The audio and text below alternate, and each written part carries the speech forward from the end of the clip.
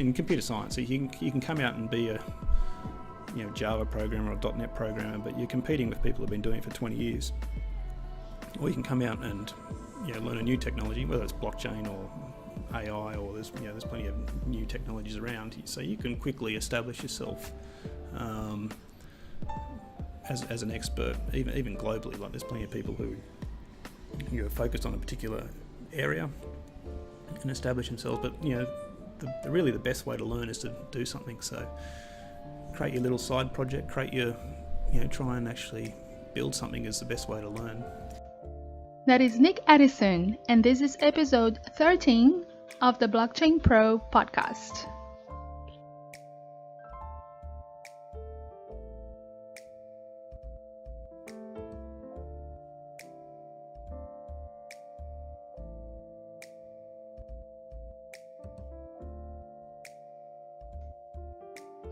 Hello and welcome to episode 13 of the Blockchain Pro podcast. I'm Adriana and first I want to wish you a wonderful 2019. Hope you had a chance to celebrate, take stock and formulate a plan to tackle the new challenges ahead. This is going to be a great year. I'm sure you're excited too. In today's episode, we'll get to know Nick Addison. Nick is a regular in the Sydney blockchain community. He's a software engineer. Over the past couple of years, he has been pretty active in the Ethereum community in particular. We had a chat last month just before our Cryptomas party, which by the way was epic. And I am really excited for you to get to know Nick. So let's dive right in. Hi Nick. Hey Adriana, how are you going? Good, how are you? Very good. Thanks for meeting me on this day, a few hours before our Cryptomas party. Awesome. Just getting into it. Well, let's start as how you started your career. Started my career, okay. Well, I went to university not really knowing what I wanted to do, so I wanted to do science. And I had to pick 4 subjects, and I think I picked out the usual sort of things. I had to pick a 4th one, and my auntie suggested I should look at doing computers and computer science. So I thought, okay, I'll try that, and sort of fell in love with it really. So sort of forgot about physics and other disciplines, and got into programming and everything sort of around it really. So that's how I sort of got into computers and my career effectively. Was there anything in particular in the computer science degree that sort of like made you fall in love with it, or was it just a combination of everything? I like problem solving, so writing a program is effectively writing something to solve a problem. So it's just problem solving really, and even if you're not writing programs, you might be analysing some incident and you're trying to find the root cause or something. It's problem solving. And out of uni, how did you use your problem solving skills to find a job, and what was that? Well, that wasn't too bad. A long time ago when I graduated. So initially just worked for a small company who was doing some work for local government. But then after a year sort of transitioned into logistics, so containerised shipping, which was relatively new back then. That's how old I am. So worked for a large multinational, working on their systems throughout Asia, connecting to ports and statutory bodies, and then working on their sort of core systems. So that was it was really a great learning experience. Working with larger teams, global teams, distributed teams, remote teams. That's in the 90s. So. They were sort of doing outsourcing very early in the piece. And how did you fall into blockchain? I guess blockchain? It was Bitcoin for you? Well, eventually I sort of got into the financial services industry, and I was working at a bank and climbed the corporate ladder to a point where I wasn't really problem solving anymore. I was just drawing pictures in Visio and doing PowerPoint decks. So I wanted to get back into the technology side of things, and I was actually on a bus going out to the JP Morgan run, and one of the colleagues there was talking about his side project. And I thought, side project? That's what I need. I'm a bit, sick of doing all this PowerPoints and sort of the politics that goes with it. Some mental stimulation. Yeah, so I started, that was 2013, so I started looking around for things to sort of experiment and play with. So I started playing around with Node.js at the time, so it's like a server-side JavaScript technology. And then I needed something to sort of build, and at that time was when Bitcoin was going through one of its many spikes, if you like, or pumps, or bubbles, whatever you want to call it. So that sort of drew my attention. So then I sort of looked at, well, could I use the skills I'd learnt working for an investment bank, trading Bitcoin. So that's how I sort of got into it. But you can only do that for so long. I was going to take 6 months, but I took 9 months off work. Spent all my life savings, which my wife was thrilled about. But learnt a lot. My justification was it was a practical masters. So building things, getting back on the tools again. Which those skills I built back in then, as 2014, I'm definitely reaping the rewards now, sort of 4 years later. Not just a distraction, but something that sort of led you into this new stage in your career. Yeah. So then, writing trading bots is it's a race to the bottom. So I went back, did some consulting and did some other things, but then I really wanted to get back and specialise in the blockchain space. So I sort of made that decision a few years ago. So did that coincide with Ethereum coming out? No, that was sort of after Ethereum. Ethereum, I don't know when the dates of when Ethereum came out, but I remember being quite sceptical of Ethereum. It was such an ambitious project. I thought, there's no way they're going to pull that off, but they did. Well, they're still working on it. Yeah, yes. Well, I guess they're still trying to pull it off, I suppose, with Ethereum 2.0. And they pulled off something that is similar to Bitcoin, and they have been ever since trying to make it better. So all the things that Vitalik thought were not good with Bitcoin are solved with Ethereum, and some more. Yeah, well, he wanted to build a general computing platform. So I guess being a technologist, that was sort of interest to me. So yeah, I've definitely focused on building smart contracts and integrating to smart contracts over the last couple of years, particularly this year. And it's all quite new as well. So it's quite refreshing working in a field where there are there's no. It's not like you can just sort of go to uni and they teach you how to do all this stuff. You have to sort of work it out yourself, and it's constantly changing, and it's pretty cool. Probably building a smart contracts 2 years ago was different than it is now. What is the main difference? Well, the dev tooling's got a lot better, and it's still lacking in some ways. So particularly on the integration piece, like integrating your code into the smart contracts. So I've ended up writing my own abstraction layer there, actually. So that's what I tend to use, but it's getting better. There's various libraries now which do a lot of that work, but not completely abstracted away from you. So, but it definitely is getting better. The testing tools are getting better, and they're just the general knowledge out there. Like when you first, 2 years ago, if you hit a problem, there wasn't many people in the world who actually knew the answer, or it wasn't documented. But now, particularly with people like Bocky and others who have, answering questions on Stack Overflow, etc. There's there's a lot of answers out there to some of the common problems. Yeah, much bigger community. Yeah, the community is much bigger, and that's something I've focused on. So 2 years ago, trying to help the Ethereum community, we did free training, and some of the people we did a day-long course on a Sunday, and we just had different people come in and talk about different topics. And that was a good day. Yeah, I was really just trying to accelerate people, get them up and going. And a lot of those people now are working professionally, full time in Ethereum, which or even blockchain in general, which is good to see. And that was the idea, is to train some people, and then they learn some skills, and they train some more people, and eventually we build up a bigger ecosystem in Sydney and more broadly in this part of the world. You can do a peer-to-peer evolution of money and computing without the peers, right?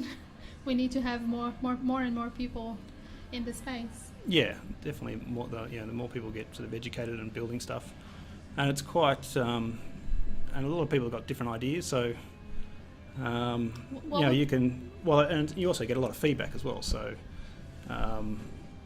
people specialise in different things. So I might be able to train them in something, but then they can train me in something else. So I get a lot back from teaching people, and I still do, not as much as I used to, but courses, whether it's women who code or stuff for kids, etc. Trying Sydney to build them up. Yeah, Sydney Ethereum talks, etc. Yeah. For people who are looking into either changing their careers like you did, or those who are doing computer science degree, what would your advice be for if they want to look into blockchain now? Where are the good tools?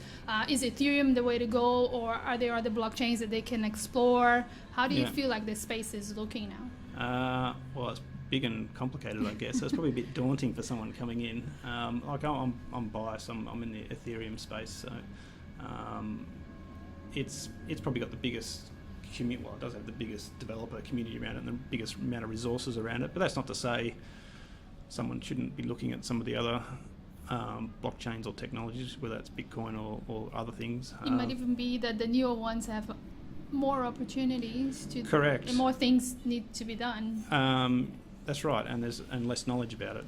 So 2 or 3 years ago, when we'd have like our Sit Ethereum meetups, we just basically have one of us who'd go and read the material, which had just got published by the foundation or someone. They'd spend a day or two reading it, and then they would come in and share their knowledge. Now there's a lot of people got a lot more knowledge on that, but in the newer platforms, people don't have that knowledge, so that you don't have to do much to be able to part with valuable knowledge to someone.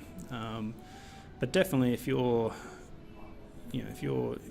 doing a computer science degree or anything really at university, particularly in computer science, so you can come out and be a Java programmer or .NET programmer, but you're competing with people who've been doing it for 20 years. Or you can come out and learn a new technology, whether it's blockchain or AI, or there's plenty of new technologies around, so you can quickly establish yourself as an expert, even globally. Like, there's plenty of people who are focused on a particular area and establish themselves. But really the best way to learn is to do something. So create your little side project, try and actually build something is the best way to learn. I think this is also an important point in regards to skill shortage, because it's a known fact that it's hard for kids out of uni to get a good job because the competition is already there. So if you come into a technology where there's not a lot of expertise yet, it's much more likely that you're gonna get going quicker, right? Correct. Yeah, and the kids who are graduating now are a lot smarter than the generation when I was graduating. Like, the education they're just at a whole new level. So it's definitely for people looking at hiring, you definitely want to have a mix of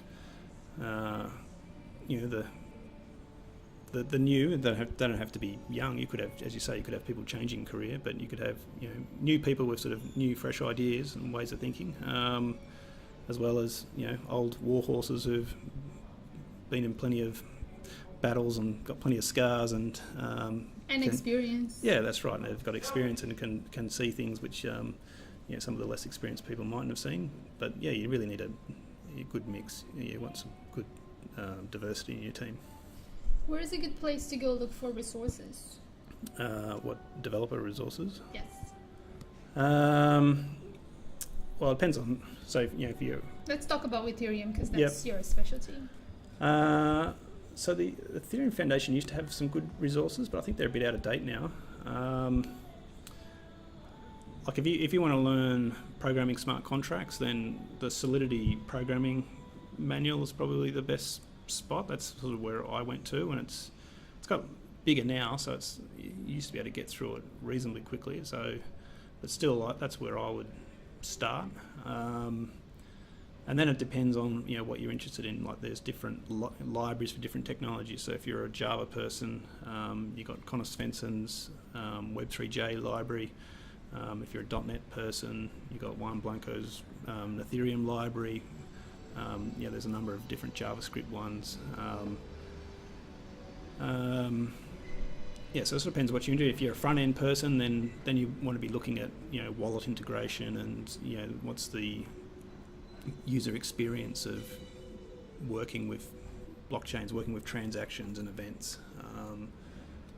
If you're more a back-end person, then it's looking, well, how do I integrate traditional systems with the new blockchain layer. Okay, so if I'm a business person with an idea and I want to try and understand if blockchain fits into any given idea, is there a way or resources to go about that? How would you take someone on that sort of conversation? Does that take much more longer than the 10 minutes that we've got? No, it's just at the end of the day, the blockchain is just a database. So I don't know. I don't think it's as transformative as what some people might think. So what kind of industries can use that transformation? Well, one thing we talk about is the blockchain enablers, and there's a number of different enablers you can use. So things like you can have an immutable record. You can put a transaction in and it can't be changed. Therefore, you've got this piece of data which is a snapshot in time, which then you can use as a proof that yes, that piece of data existed at that point in time. So that's more like on the provenance side of things. The big one I probably spend most of my time around with, and a lot of the use cases are based around, is tokenization. So that's creating units of value of something. So it's tokenizing something of value. So that's a big use case in Ethereum.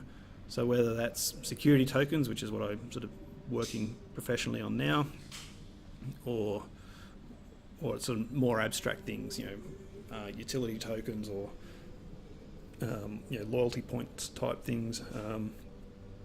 That's a pretty common use case. But then there's other people talk about identity, but I think identity is quite hard. I'm trying to veer away from that. There's so many companies trying to do identity. Well, it's a hard problem. It's too hard for me, so I stay away from it. I'll let someone else smarter than me try and work that one out. Do you have any specific tools that you use? When I'm developing or building these things, so I use a mixture of VS Code, which is a Microsoft product for developing, and WebStorm as well. But yeah, VS Code's got lots of extensions. So you've got the Solidity extension, so I do my smart contract programming in there.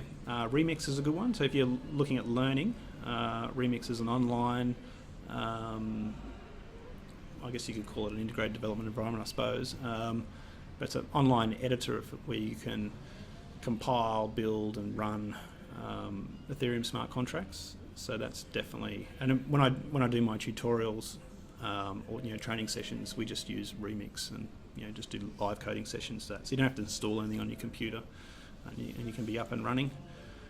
That didn't exist when we had that training session 2 years ago, did? It did. So I remember everybody was getting stuck in trying to install stuff on their own laptops. Yeah, and we had some poor person who, like at about 3 o'clock, had just finished installing everything. He'd missed. We started at 10. Well, we were trying to install. We were trying to install Solidity and Node, and I think at the time, if you're on a Windows machine in particular, yes, it had that was a lot of problems. it's a bit easier. I don't know. These days you do a lot of that in Docker, so you could just spin up. So with work we use Docker files for stuff. So spinning up databases and other things is all through Docker. But yeah, it wasn't. Yeah, Remix wasn't anywhere near as sophisticated as what it is now. Yeah.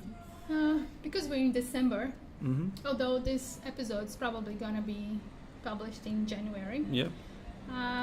Do you want to give it a go at trends for next year? Or trends for 2019? Yep. Yeah, I'll definitely security tokens. There's a lot of people working on security tokens. So with my work, that's what I'm focused on. I think dev tools. Hopefully, someone's building a Solidity debugger. I hope that comes out next year. What else?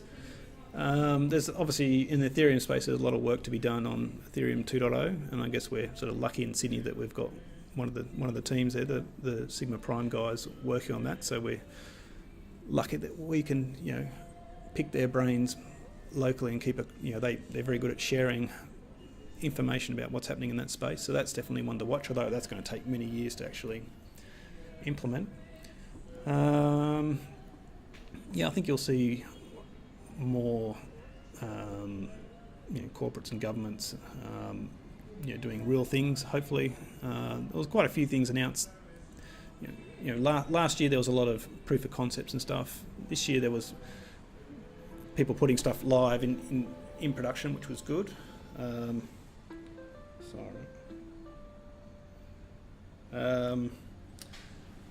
But hopefully next year we'll see more usage. It's not just like it's gone live with one customer or a handful of customers. It's actually been it's been used by hundreds, thousands, millions maybe. Hopefully. Yeah. Do you have any favorite projects of those that have started to put out their work? Not from the user-based ones. I tend to follow the more technical ones. So I follow like Ethers.js, for example, which is a JavaScript library to integrating into the Ethereum. So I follow that very closely. And then I'm keen to do there's work things, but then I'm keen to sort of build on some of the things we did this year. So for example, at the bitfwd hackathon, I built a Scratch integration to Ethereum. So Scratch is like a kid's programming language. So they've got a new version 3, coming out in January. So I'd be quite interested to further build on that and see what we can do in a graphical, much easier programming environment, not just for kids but for non-programmers as well, and see if we can do build some tools around that, and do some more education sessions next year on training both kids and adults really on kids and their parents. Well, it doesn't have to be parents. It could be. I'm just thinking. I have my GenAlpha ambassador hat on right now. Could kill two birds with one stone. That would be a killer workshop. Yeah. So see who picks it up the quickest.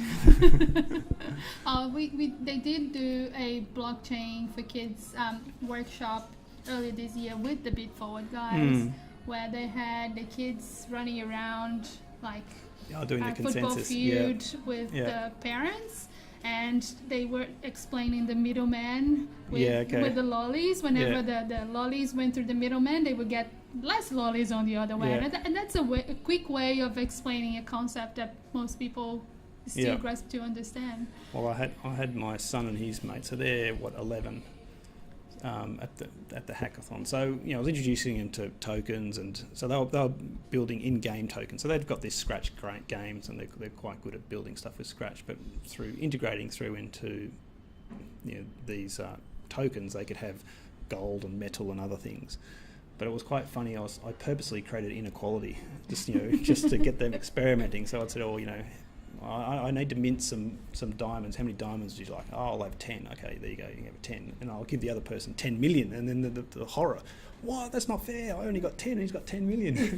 And then I'd do the opposite. So then they would get 10 million gold, but the other person would only have 1. and then they've got an imbalance there. So then they'd have to transfer to each other, and how can they exchange these different tokens? And then talking about in the end they were talking about atomic transactions and quite advanced concepts really, but they were getting it pretty quick. They don't get the lingo, but they get the idea very quickly, right? Yeah. You give me some gold and I don't give you the diamonds back. Yeah.